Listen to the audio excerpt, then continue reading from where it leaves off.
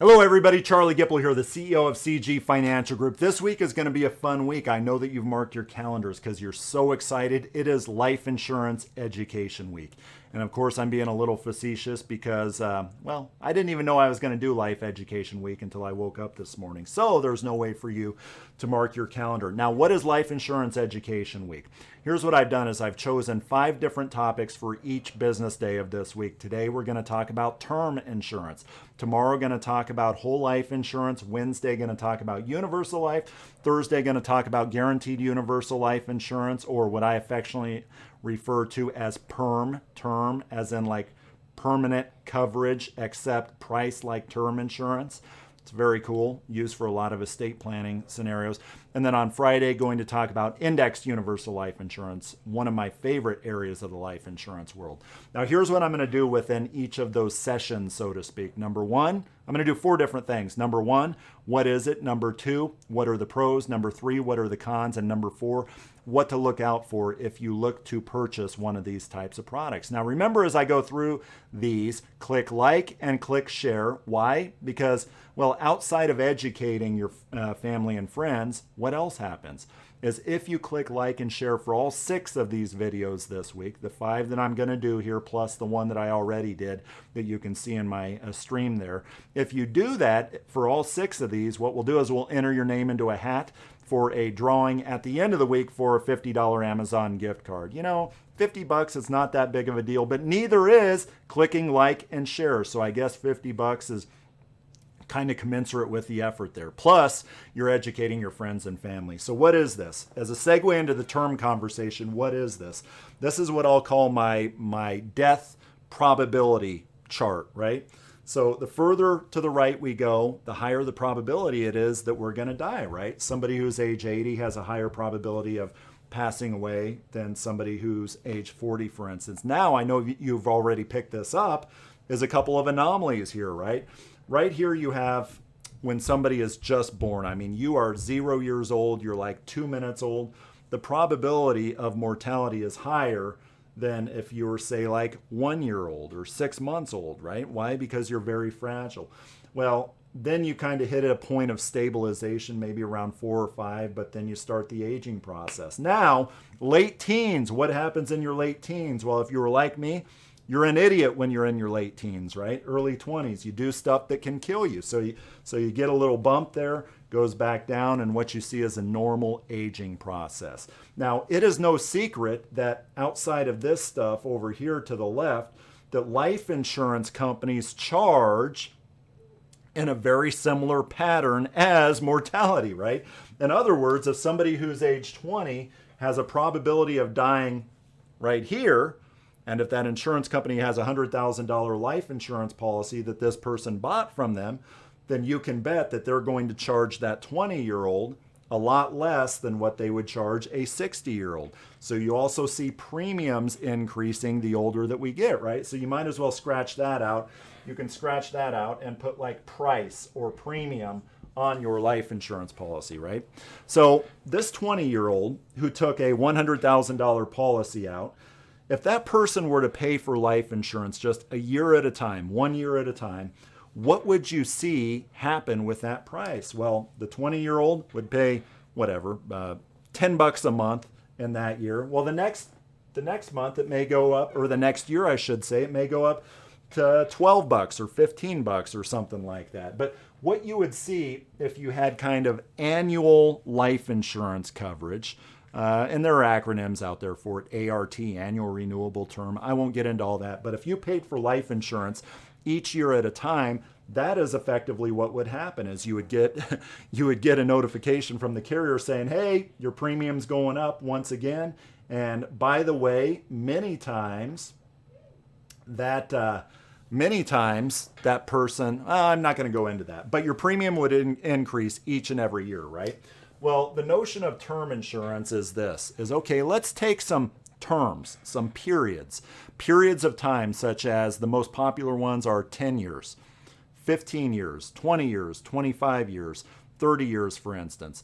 And what if that person was guaranteed that coverage, that life insurance coverage for that term that they choose, and they're also guaranteed to pay that premium for that term that they choose. That is term life insurance. So this 20-year-old who gets a 30-year term insurance policy, so he's 20, he wants insurance until he is 50, for instance. What price does that person pay each and every year? Well, the insurance carrier says, it's going to be the same each and every year. So what is that number that he is going to pay each year for the next 30 years?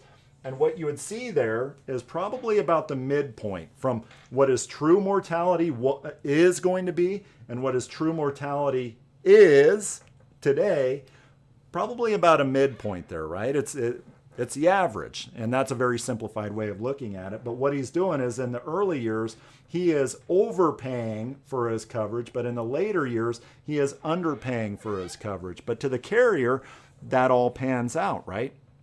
Now, the notion of term insurance is different than permanent life insurance, and the permanent life insurance says, forget the 10-year stuff, forget the 20-year, forget the 30-year stuff. Let's just take his whole life. And by some of these companies, they define a whole life by like age 120, for instance, right? Nobody's going to live to 120. But they say, okay, over the entire period of time, that may be what he would pay in premium for a whole life insurance policy. So the number one pro, going into the pro section here, is term is usually a fraction of the cost as what whole life insurance would be. It's usually a fraction of the cost. Why is that? Because of this, because only 2% or so of term policies actually pay out. Why is that? It's because, well, as they say, the best life insurance is the life insurance that's in force when you pass away, right? So obviously when somebody who's age 20 gets a 30-year term, chances of them passing away are not very good, right? But accidents happen. I'm not saying term insurance is not important because I have motorcycles, right? If I were to get into a motorcycle crash, heck, and I'm 42 today, I would hope that I would have that coverage. Well, term insurance does that, and it does it very, very, very cost efficiently. Number two, the second pro is today's term insurance has never been more exciting. And what I'm referring to sounds crazy, exciting, right? What I'm referring to is living benefits. You don't have to die with some policies. I represent about 7 companies that have this. And what is this? It is living benefits on term insurance. With these policies, you do not have to die to get access to the death benefit. If you have a critical illness, if you have a chronic illness, cannot do 2 activities of daily living, or in other words, think of like the long-term care stuff, right? You cannot walk or you cannot bathe yourself. You get access to the death benefit. So that's exciting. And in addition to term being more exciting than it ever has the process. A lot of these companies have accelerated underwriting, which means you don't have to get poked in the arm and prodded and all that, have to pee in a cup, which is what many times the underwriting process entails. So there are expedited processes with term insurance nowadays. There's also living benefits. Number three in the pros section, a ton of options out there for term life insurance. If you click on my quote engine on my website, instant term insurance quote or instant life insurance quote, you'll see there are a ton of options out there, of which it ranks it by the cheapest, from the cheapest to the most expensive. So a lot of companies have it, and competition with pricing is really good, right? Now, what are some of the cons? Number one, no cash value in term insurance. So term insurance has no cash value, which means, it's the analogy of permanent insurance and term insurance. Permanent is like buying a house. Term insurance is like renting a house. And that the price is pretty much the same for the life, right? It's a lot like a mortgage. The price you pay, it's pretty solid for 30 years. Term, it increases more frequently. Why? Because at the end of that 30-year period of time, what's going to happen is that term policy is going to bump up significantly. Why? Because you were paying this right here, but now you're that age, and then not only are you older, you may be buying a product that has a premium that's like up here, so you see this huge price spike, right? So whole life insurance, term life insurance, or permanent life insurance and term life insurance, buying a house, renting a house. Plus you get cash value or equity over here. With term insurance, you do not get that. So number one, cash value, that's a con. Number two, limited flexibility. Lack of cash value, that means less flexibility, right? And number 3, only 2% or so of term policies actually pay out. That's what makes them so cheap, is only 2% of term policies actually pay out. Because again, if you're age 20 and if you get a 30-year term, the probability of you passing away prior to age 50, it's very, very low. But of course, that helps with pricing when it comes to that coverage. All right, what to look out for. Number 1, a strong company.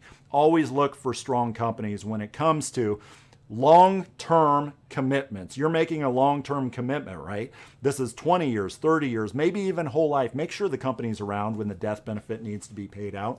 Now, remember, at the end of that 30 years in my example, it could be 10, could be 15, depending on what term you choose.